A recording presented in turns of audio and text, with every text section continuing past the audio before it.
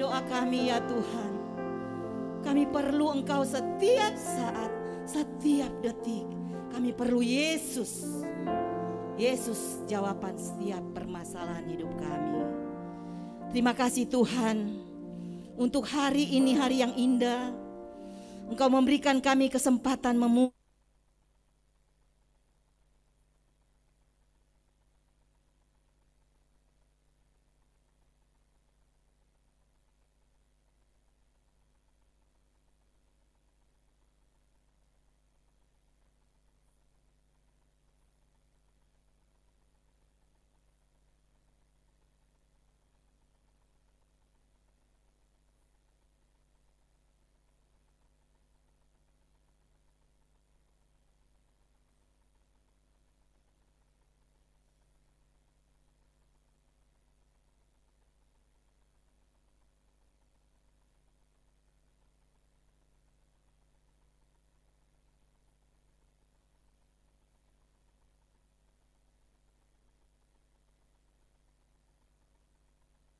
menjadi orang-orang yang menyiapkan hati dan pikiran dan mempunyai telinga yang mendengar.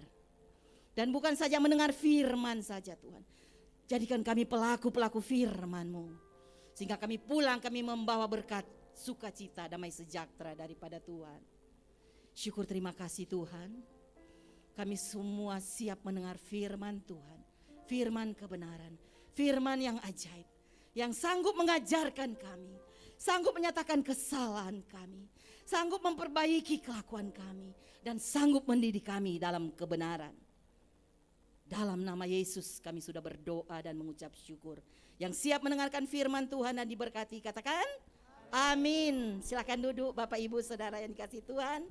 Terima kasih pemuji. Tuhan memberkati pelayanannya. Haleluya, haleluya. Haleluya. Shalom Bapak Ibu. Yang ada di rumah-rumah juga yang sedang beribadah, shalom. Tuhan Yesus memberkati. Haleluya. Bapak Ibu Saudara yang dikasihi Tuhan, kita semua sudah ada di penghujung tahun 2022, tepatnya di minggu kedua bulan November. Berapa banyak yang mengalami kebaikan Tuhan? Coba lambaikan tangan. Tuhan Yesus dahsyat dan baik adanya sampai dengan saat ini. Saudara, mungkin saudara mendengar prediksi di tahun depan. Tahun yang kelam katanya. Tahun yang krisis, ekonomi akan menurun. Tetapi saudara, jangan dengar itu saudara. Dengar berita firman Tuhan bahwa tahun depan, tahun yang penuh harapan.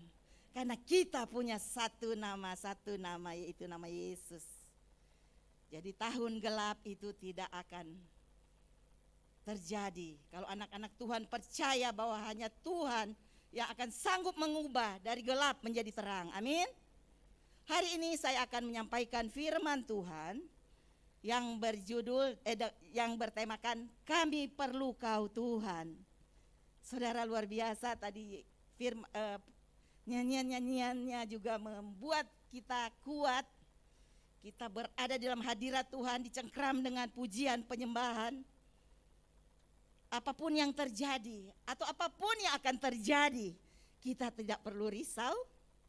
Hanya katakan pada dirimu, aku perlu Tuhan. Coba katakan, aku perlu Tuhan. Senggol kiri kanan bilang, kamu perlu Tuhan. Yes. Mungkin hari ini engkau datang dengan banyak masalah di hidupmu. Engkau membutuhkan kekuatan yang hanya daripada Tuhan. Karena tidak ada satupun kekuatan manusia yang akan menguatkan engkau.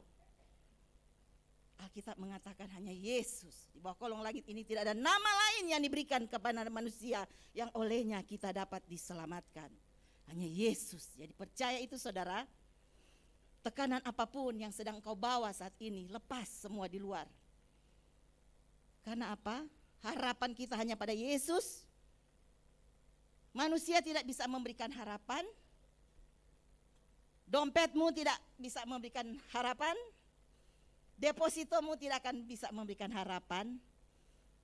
Yang kita perlu Yesus yang akan sebagai sumber yang akan memenuhi semua keperluan kita. Amin.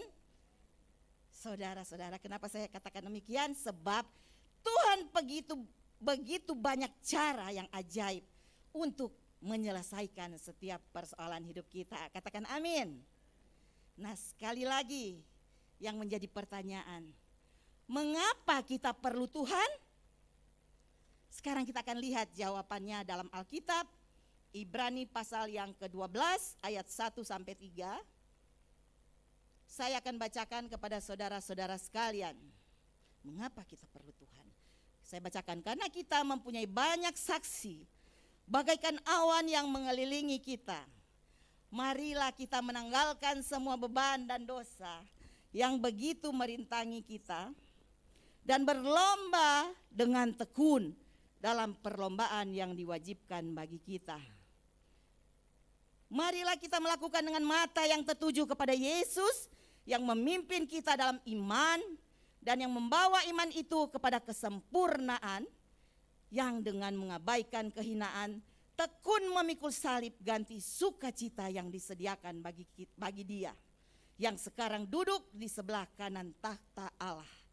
Yang ketiga, ingatlah selalu akan Dia yang tekun menanggung bantahan yang sehebat itu terhadap dirinya dari pihak orang-orang berdosa, supaya jangan kamu menjadi lemah dan putus asa. Nah, saudara, mengapa kita perlu Tuhan? Saya ulangi ayat terakhir ini jawabannya, supaya jangan kamu menjadi lemah dan putus asa. Supaya jangan saya dan saudara menjadi lemah dan putus asa. Isi Alkitab katakan demikian. Saya percaya kita semua luar biasa. Karena apa? Tuhan Yesus luar biasa yang memberikan kekuatan kepada kita.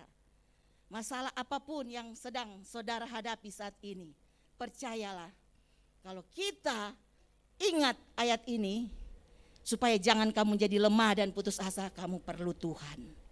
Amin. Hidup ini berputar, saudara. Ada kalanya kita sehat, ada kalanya kita sakit. Tadinya kita sehat, kita lari-lari, kita bersenda gurau, tiba-tiba terjadi musibah. Kita tidak tahu. Tadinya kita senang, akhirnya kita berduka. Tetapi saudara, apapun yang terjadi di bawah kolong langit ini, kita perlu Tuhan. Sebagai orang percaya, sekalipun kita harus melewati aniaya, saudara, mengalami penindasan, kita jangan menyerah pada keadaan, kondisi saat ini, berita-berita yang benar-benar mengintimidasi setiap umat Tuhan. Karena itu kita tidak perlu Tuhan yang baginya mengatakan tidak ada perkara yang mustahil bagi Tuhan. Amin. Saudara sekalian, di hadapan Tuhan tidak ada perkara yang bisa mengecewakan kita. Nah, dalam ayat-ayat firman Tuhan tadi, persoalan terbesar yang harus kita highlight, yaitu dikatakan supaya jangan kamu menjadi lemah dan putus asa. Banyak orang sekarang sudah mulai lemah. Banyak orang yang sudah mulai putus asa. Oleh karena itu, mungkin saudaralah jawabannya untuk mengatakan kepada mereka, jangan putus asa, jangan lemah. Kamu perlu Tuhan. Ada yang orang stres yang dia lari ke dokter, gak sembuh-sembuh, saudara. Ternyata jawabannya hanya dalam firman-Mu, dalam firman Tuhan. Mungkin banyak kali ada orang yang melemparkan ancaman-ancaman kepada kita. Dari mimbar ini, saudara, saya mengatakan tetap kuat. Selama saudara masih berharap kepada Tuhan, selama saudara masih bangkit dan percaya bahwa Tuhan tidak pernah meninggalkan saudara. Amin. Mungkin dalam hati saudara berkata, saya tahu saya tidak boleh lemah dan putus asa. Tapi sebagai manusia biasa, mana mungkin saya bisa begitu kuat menghadapi persoalan yang berat. Ibu Anneke sih gak tahu persoalan saya. Saya memang di depan kelihatan senyum. Tetapi sampai di rumah saya mulai memikirkan persoalan saya. Tidak, saudara, masih ada Tuhan.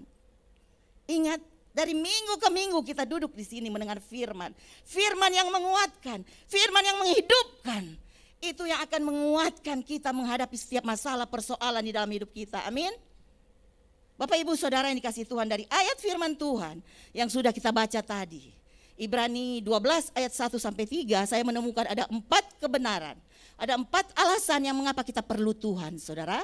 Dikatakan supaya jangan kita menjadi lemah dan putus asa menghadapi apapun dalam kehidupan ini. Ayat pertama dikatakan kita mempunyai banyak saksi, saya bacakan lagi, bagaikan awan yang mengelilingi kita. Marilah kita menanggalkan semua beban dan dosa yang begitu merintangi kita dan berlomba dengan tekun dalam perlombaan yang diwajibkan bagi kita. Saya ulangi sekali lagi, dan berlomba dengan tekun dalam perlombaan yang diwajibkan bagi kita. Nah, saudara-saudara yang dikasihi Tuhan, hal pertama yang harus kita sadari, mengapa kita tidak perlu lemah dan putus asa. Walaupun kita masih hidup di dunia dan sebagai manusia biasa kadang-kala kita lemah. Tetapi firman Tuhan bilang jangan lemah dan putus asa. Jawabannya adalah karena hidup kekristenan kita memiliki tugas dan tujuan. Amin, saudara. Saya ulangi sekali lagi, ayat ini berkata, dan berlomba dengan tekun dalam perlombaan yang diwajibkan bagi kita. Saudara dan saya punya kewajiban untuk melakukan tugas yang Tuhan berikan. Orang-orang yang sudah dimenangkan harus punya tugas yang Tuhan persiapkan. Ketika kita ditaruh di dalam ring perlombaan, saudara. Di satu race Tuhan menyediakan garis start, saudara-saudara sekalian. Kau punya tugas dan tujuan. Rancangan Tuhan buat kita itu rancangan yang terbaik. Jadi kalau seandainya ada masalah itu bukan karena Tuhan tidak menginginkan kamu sukses sampai ujungnya. Tetapi perlombaan itu perlu melakukan tugas dan tujuan. Yang pertama, kita enggak perlu lemah dan putus asa karena kita memiliki tugas dan tujuan. Karena dalam perlombaan bukan hanya garis start yang menentukan, tapi apa saudara? Garis finish. Siapa mau finishing well? Kita semua mau finishing well. Saudara, finishing well di dalam Kristus. Banyak tantangan, banyak distraction ketika kita berlari di dalam satu perlombaan, saudara. Mungkin tantangan dari masing-masing beda-beda. Tetapi apa? Tuhan memberikan kekuatan, dikatakan jangan lemah dan jangan putus asa. Kita perlu Tuhan, saudara-saudara. Paulus mengatakan dalam Filipi 3 ayat 13 sampai 14, saudara-saudara, aku sendiri tidak menganggap bahwa aku telah menangkapnya, tetapi ini yang kulakukan, aku melupakan apa yang telah di belakangku dan mengarahkan diri kepada apa yang ada di hadapanku. Saudara, yang di hadapan Paulus waktu itu belum terlihat, saudara. Tetapi dia mulai menyiapkan diri, saudara-saudara. Apa yang tidak terlihat itu adalah kekal, saudara-saudara. Dan berlari-lari kepada tujuan untuk memperoleh apa? Tujuannya hadiah, memperoleh mahkota, yaitu panggilan sorgawi dari Allah, yaitu Yesus Kristus yang kita sembah siang dan malam. Amin. Jadi punya tugas, yaitu apa? Kita tetap berlomba. Apapun yang terjadi, lakukan apa yang menjadi tugasmu sebagai anak-anak Tuhan. Amin. Saudaraku, berarti hidup kekristenan kita memiliki tugas dan tujuan. Mungkin saudara mendengarkan berita baik ini, lalu saudara berkata, tapi tugas saya bagaimana dalam kebangkrutan, saudara? Dalam kebangkrutan yang saya derita ini, tugasku apa? Tujuanku apa, Tuhan? Dalam kegagalan ini, apa tugas dan tujuan? Dalam kesulitan yang sedang saya hadapi, apa tujuan? Dalam kekecewaan, Tuhan, apa tujuan, apa tugas? Dengan air mata yang sedang mengalir di pipi saya, Tuhan, apa tugas saya? Apa tujuan saya? Dengan penyakit yang tidak sembuh-sembuh, dengan usaha yang belum kelihatan akan bangkit, mungkin saudara berontak dengan semuanya itu, saudara. Tapi saya mau beritahu, Tuhan tidak pernah mengizinkan sesuatu terjadi hanya secara kebetulan. Allah turut bekerja dalam segala sesuatu untuk mendatangkan kebaikan bagi siapa? Bagi orang yang mengasihi Dia. Bagi orang yang terpanggil sesuai dengan kehendak Allah. Jadi ingat, bagi orang yang tidak mengasihi Tuhan, dia akan lari ke treknya. Mungkin bukan di trek, ada umpan-umpan di samping perlombaan itu, ada umpan-umpan. Ada apel-apel emas, ada apel-apel di pinggan emas katanya ya. Yang menarik, kita mau lari treknya saudara. Tapi mari kita kembali kepada fokus, di mana Tuhan tidak pernah mengizinkan sesuatu terjadi tanpa seizin Tuhan, saudara. Tuhan bukan membiarkan kamu terperosok, tapi Tuhan sedang melatih. Tadinya kamu merangkak, sekarang kamu berlari. Dan besoknya kamu bisa jalan, bisa menerobos kepada satu tujuan, di mana kamu akan mendapat mahkota kehidupan. Amin. Jadi saudara-saudara sekalian, saya mengerti jika saudara kecewa, berontak, karena saya pernah demikian saudara. Bagaimana saya begitu kecewa, bagaimana saya begitu terpuruk. Tetapi saya melihat pada sesuatu yang belum kelihatan. Saya percaya ada kekekalan di sana. Tuhan memanggil saya bukan memanggil secara biasa-biasa. Ada proses bagaimana Tuhan memanggil saya sampai saya boleh menjadi pemberita firman Tuhan. Saya percaya itu saudara. Sesuatu yang kekal itu sedang menunggu kita. Sesuatu kemuliaan yang besar sedang menunggu kita. Jadi apa artinya penderitaan sekarang? Seperti Paulus mengatakan, penderitaannya itu ringan. Kenapa dia katakan ringan? Padahal dia didera, dicambuk. Paulus melakukan yang terbaik saudara. Paulus dan Silas waktu itu.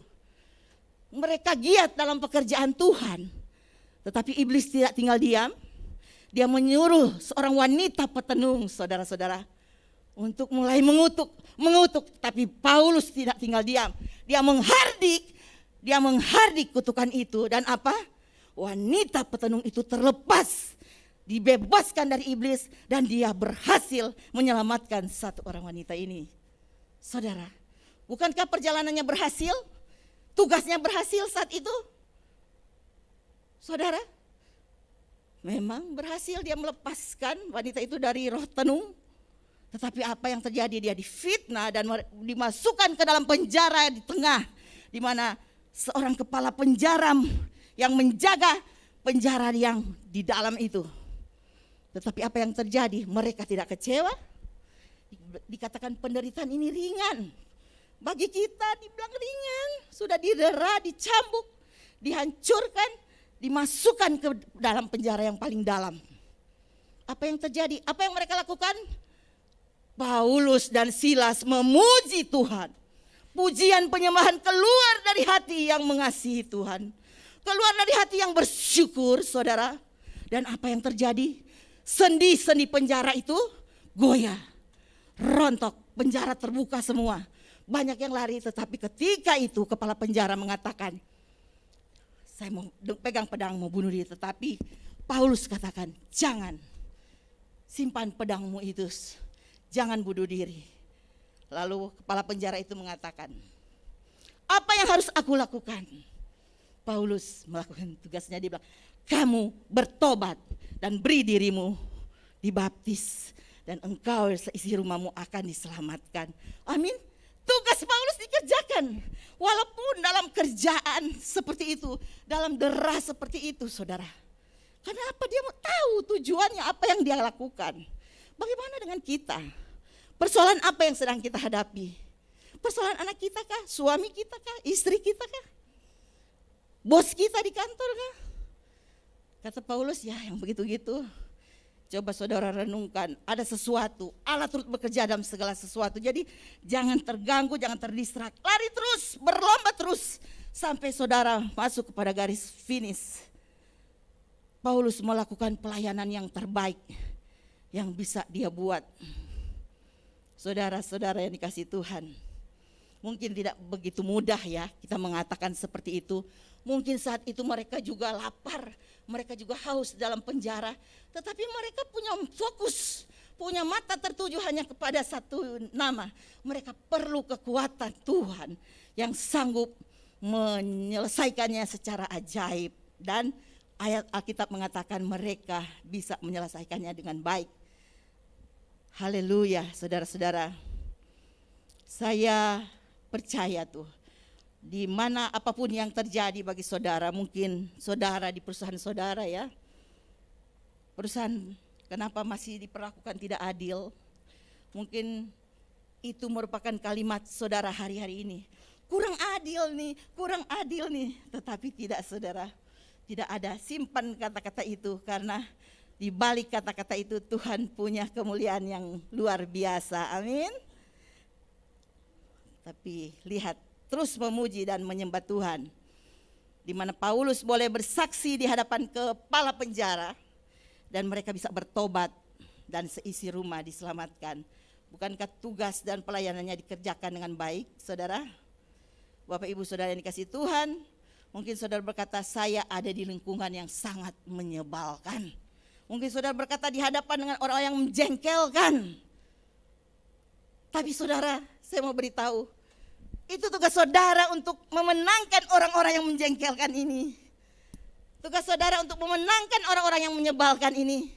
Cukup saudara berdoa, menyembah Tuhan dan mengasihi mereka. Tugasmu Tuhan untuk memenangkan orang-orang yang seperti itu. Jadi jangan sampai kita lemah dan putus asa. Sekalipun usahamu dalam ambang kebangkrutan dan cenderung mulai terpuruk. Tahun 2023 boleh diprediksi apapun, tapi anak-anak Tuhan akan timbul sebagai emas murni kalau dia tahan uji. Kalau dia penuh dengan kekuatan Tuhan untuk berjalan di dalam relnya, untuk berlomba sesuai dengan perlombaan iman yang dilakukan oleh anak-anak Tuhan. Jadi mengapa saudara memerlukan Tuhan dan tidak perlu lemah dan putus asa? Jawabannya saudara memiliki tugas dan tujuan. Jadi bangkitkan semangat saudara untuk melakukan tugas-tugas. Yang udah mulai lemah, udah mulai putus asa, ingat. Katakan, give thanks with a grateful heart. Terima kasih Tuhan dengan hati yang bersyukur. Aku kemenangan menghadapi setiap persoalanku. Jadi jangan sampai lemah dan putus asa. Masih ada Tuhan. Nah, hal yang kedua yang harus kita mengerti saudara, mengapa kita sebagai orang percaya tidak perlu lemah dan putus asa walaupun kita masih di dunia dan kita manusia biasa. Yang kedua adalah kita lihat dari Ibrani pasal 12, kita menjumpai firman Tuhan katakan, karena kita mempunyai banyak saksi bagaikan awan yang mengelilingi kita. Yang kedua, karena kita mempunyai banyak saksi bagaikan awan yang mengelilingi kita. Jadi kenapa kita gak perlu lemah dan putus asa? Karena hidup kekristenan adalah hidup yang penuh dinamika. Hidup yang harus bersyukur ketika kita sedang didera. Hidup kekristenan itu penuh dengan dinamika, di mana ketika ditampar pipi kanan dikatakan balas, tidak ya, tidak balas ya, kasihlah pipi kiri. Disuruh berjalan 1 mil, berjalanlah 2 mil. Itu orang-orang yang akan, ciri-ciri orang yang akan menang dalam setiap perlombaan. Amin. Jadi saudara, saya ulangi sekali lagi, hidup kekristenan kita hidup yang penuh dinamika. Kadang kita berlari-lari, ada jatuh di kerikil-kerikil, tidak mengapa. Luka lecet sedikit, tidak mengapa. Tetap maju terus, lari terus. Dan ingat saudara-saudara, dikatakan kita dikelilingi banyak saksi. Hidup yang dikelilingi oleh penonton. Dan saudara ingat sifat-sifat penonton? Sifat penonton ada yang mensupport saudara, ada yang mau menjatuhkan saudara. Jadi ingat, jangan terpengaruh ketika kita ada di dalam keadaan di mana kita sedang mulai dijatuhkan, mulai kita dibuat seperti karakter kita mulai dibuat sampai kita benar-benar terpuruk. Ingat, maju terus. Sebagian penonton bersorak-sorak dan berupaya agar saudara mengalami kehancuran. Tidak saudara, anak-anak Tuhan dibuat perbedaan oleh Tuhan. Amin. Orang benar akan muncul sebagai rembang tengah hari. Itu firman Tuhan yang katakan. Ingat saudara, ada orang yang sedang mengharapkan engkau hancur. Ada orang yang begitu iri lihat rumah tanggamu bahagia dan ingin sekali menghancurkan. Itulah dinamika hidup. Karena kita masih hidup di dunia. Ada orang-orang yang tidak percaya Yesus, mulai mau coba-coba menghancurkan. Tapi tugas kita, kalau kita menyadari, tugas kita untuk meluruskan orang-orang ini yang ada di sekitar kita, yang bersorak-sorai agar kita hancur, agar kita jatuh, agar kita tidak sampai kepada garis finish. Tugas kita untuk mengajak mereka berlari bersama-sama dengan kita sampai kepada garis finish. Amin. Mau saudara mengerjakan tugas itu? Karena hidup penuh dengan dinamika. Mari kita luruskan sebagai selalu perspektif yang salah dari orang-orang yang coba bersorak-sorai sebagai penonton-penonton yang akan menjatuhkan iman percaya kita. Amin, saudara-saudara. Ini bukan saatnya engkau menangis. Tahun 2022 akan berakhir. Ini saatnya engkau bangkit, saudara. Sudah semarak nih di mana-mana, lampu Natal sudah mulai, jingle bell, mall-mall. Jadi tidak ada yang menangis ya, tidak ada air mata lagi ya. Covid akan berlalu dengan begitu cepat. Dan tetap kita hidup kembali begitu bersemangat. Jadi saudara, jadi bukan persoalan dibilang engkau tersakiti. Jangan biarkan air matamu mengalir dengan percuma. Kenapa? Karena hidup adalah penuh dengan dinamika. Kita harus menjalaninya dengan sukacita, dengan penuh ucapan syukur. Ingat sebuah cerita Sadrak, Mesak, dan Abednego. Semua orang ingin melihat bagaimana 3 orang benar ini hangus terbakar di dalam dapur api. Mereka bersorak-sorai ketiga, 3 orang ini dilemparkan ke dapur api yang menyala-nyala. Tapi apa yang terjadi? 3 orang benar, kuasa Tuhan terjadi. Sehelai rambut pun tidak ada yang terbakar, bau hangus pun tidak ada. Lihat kuasa Tuhan bagi orang-orang benar. Iman saudara dipertahankan sampai titik darah penghabisan. 3 orang ini boleh menjadi satu kesaksian di mana seorang raja melihat, dikatakan ada 1 orang yang kelihatan menolong mereka. Bayangkan saudara-saudara sekalian, kuasa Tuhan terjadi ketika kita di dalam kesulitan. Jadi jangan takut, jangan lemah, jangan putus asa. Apabila engkau diperhadapkan dengan berbagai-bagai persoalan, berbagai masalah.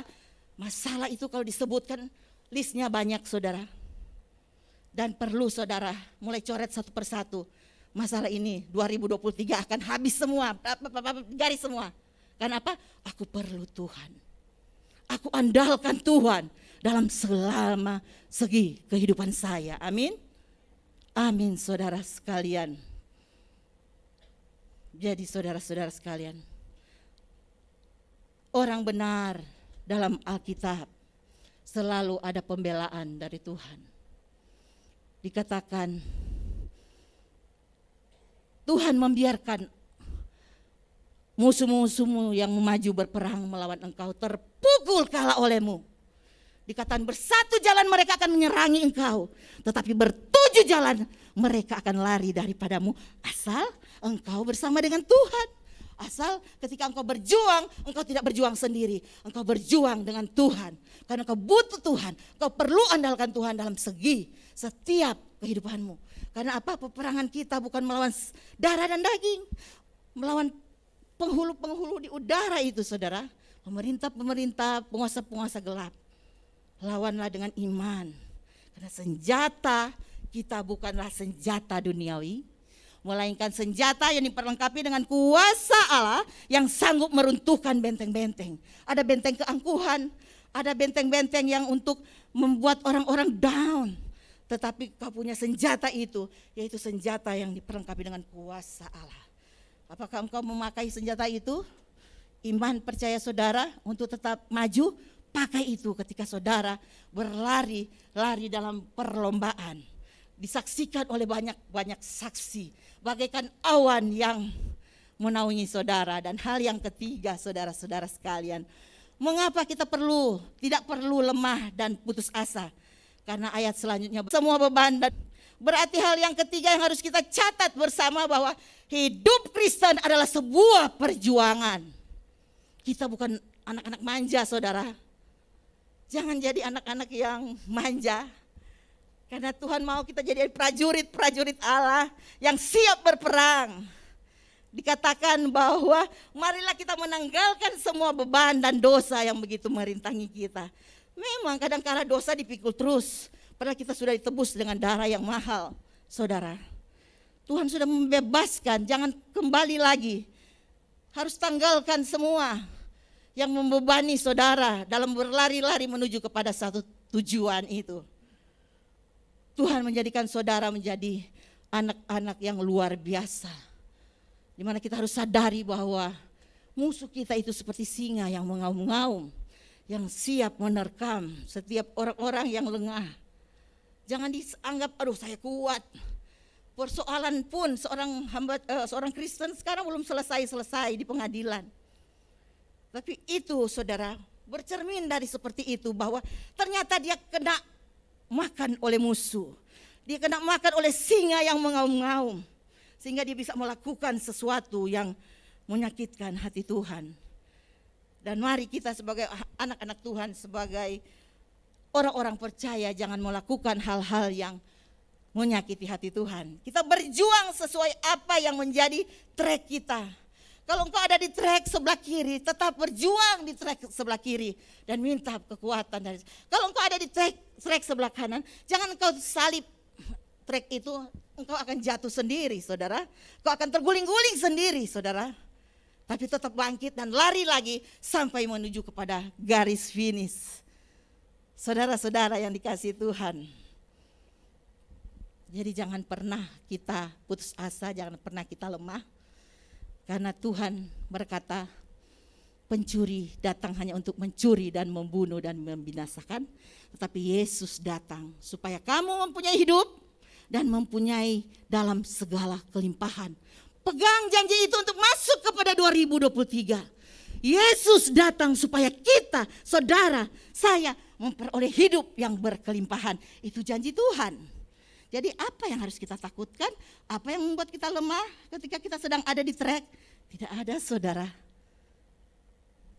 Dan hal yang keempat, 5 menit lagi, hal yang keempat yang ini saya mau saudara perhatikan baik. Ayat ini berkata pada bagian 2b, demikian bunyinya, dengan mengabaikan kehinaan, tekun pikul salib, ganti sukacita yang disediakan bagi dia, yang sekarang duduk di sebelah kanan tahta Allah. Dan hal yang keempat, hal yang terakhir, bagaimana setiap umat Tuhan, setiap gereja tidak perlu lemah dan putus asa, karena kita menyadari Kristus telah duduk di sebelah kanan tahta Allah. Haleluya, beri kemuliaan bagi nama Tuhan. Amin. Untuk apa dia duduk di sebelah kanan tahta Allah? Yang pertama, Alkitab berkata dia duduk di sebelah kanan tahta Allah untuk menjadi pembela bagi kita, orang-orang yang sudah dimenangkan, saudara. Yang kedua, Alkitab berkata dia duduk di sebelah kanan tahta Allah untuk berdoa. Jadi pendoa buat saudara dan saya. Kadang kita lari menjadi lemah. Tetapi ada kekuatan yang tidak kita lihat. Ada kekuatan ilahi. Kita mengalami sesuatu kualitas ilahi ketika kita terus tertuju kepada Tuhan untuk menyelesaikan race kita, menyelesaikan perlombaan kita. Jadi saudara sekalian, 2 perkara besar yang Kristus buat ketika dia duduk di sebelah kanan tahta Allah sebagai pembela dan berdoa. Jadi mengapa kita harus takut? Mengapa kita harus lemah? Mengapa kita harus letih dan lesu? Bukankah dia berkatakan, marilah kepadaku semua yang letih, lesu dan berbeban berat. Aku akan memberikan kelegaan kepadamu. Saudara sekalian, jangan putus asa. Mungkin saudara, setan berdakwa pada saudara. Kau masih berdosa, mungkin setan mendakwa kamu melakukan dosa. Tapi ingat, Tuhan rindu untuk anak-anak Tuhan yang sudah melakukan dosa atau belum terima Yesus, mulai mengakui dari sekarang, supaya engkau benar-benar menjalani race-mu dengan benar. Lari berlomba di garis start yang benar. Dikatakan bahwa sebab jika kamu mengaku dengan mulutmu bahwa Yesus adalah Tuhan dan percaya dalam hatimu bahwa Allah telah membangkitkan dia dari antara orang mati, maka kamu diselamatkan. Tuhan butuh itu. Tuhan panggil engkau. Tuhan mau engkau minta bahwa Tuhan mau mengangkat engkau untuk menyelamatkan engkau.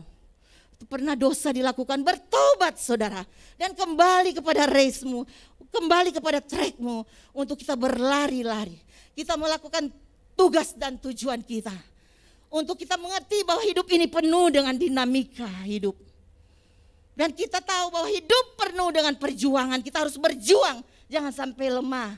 Sebagai orang-orang percaya sampai titik darah penghabisan. Kita berjuang untuk mendapatkan mahkota kehidupan. Dan percayalah, Tuhan sudah duduk di takhta untuk menjadi pembela kita, untuk berdoa untuk kita.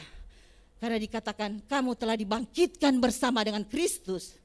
Carilah perkara-perkara yang di atas, di mana Kristus ada, duduk di sebelah kanan Allah. Pikirkan perkara yang di atas, bukan yang di bumi. Jangan pikirkan yang masalah-masalah tetek bengek, sepele-sepele. Karena Kristus sudah jadi pembela saudara, sudah duduk di sebelah kanan Allah.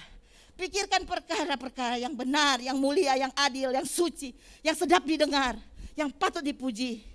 Itu yang saudara pikirkan untuk menghadapi tahun 2023 yang sebentar lagi, 2 bulan lagi ke depan. Kita akan memasuki dengan penuh sukacita, kita memasuki dengan penuh harapan. Karena bersama Yesus kita akan cakap melakukan segala perkara. Amin saudara. Puji nama Tuhan, mari kita tundukkan kepala.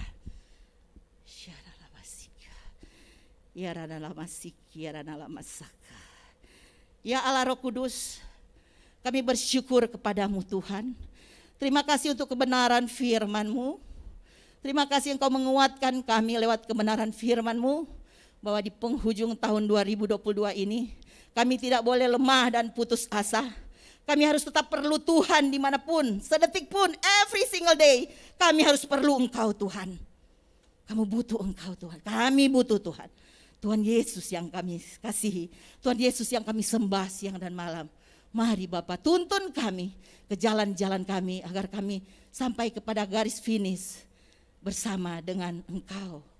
Terima kasih Roh Kudus, terima kasih materaikan firman-Mu di dalam hati kami masing-masing supaya kami pulang dan kami menjadi pelaku-pelaku firman-Mu yang hidup. Di dalam nama Yesus kami sudah berdoa dan mengucap syukur. Yang terima firman ini dengan penuh sukacita katakan amin, haleluya, terima kasih.